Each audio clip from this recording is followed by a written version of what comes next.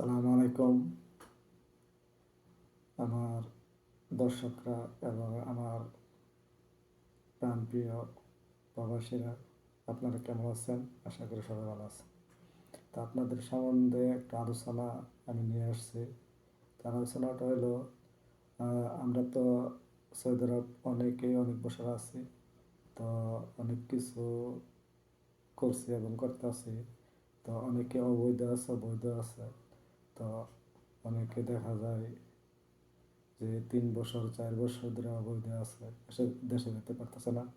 তো তাদের উদ্দেশ্যে, তো আপনারা তো জানেন, অবশ্যই জানেন যে সৌদি সরকার আমাদেরকে একটা, মানে যারা অবৈধ আছে তাদের জন্য একটা সুযোগ দিছে, সাধারণ ক্ষমা। তা সাধারণ ক্ষমা বলতে এটাই যে সবার জন্য না। যেমন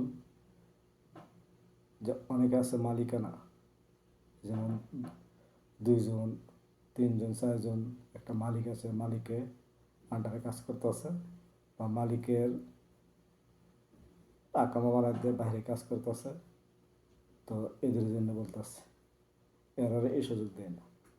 শুধু সুযোগটা দিয়েছে যারা মুআসাসার মধ্যে, শরিকের মাঝে যারা অবৈধ গেছে গা, মানে বাহিরে গেছে গা, মালিকের কাছ থেকে পালাই গেছে গা, শরিকার থেকে বা মুআসাসা থেকে, এদের জন্য এরা বৈধ হতে পারবো, এরা জন্য এই সুযোগটা। তো এখন বুঝতে পারছেন তো? তো সবাই লাফালাফি করলে কোনো কাম হইতো না। তো এই জন্য সবাই লাফালাফি করে টাকা পয়সা এদিক সেদিক কোনো দালালটা দিবেন না। সবাই জেনে শুনে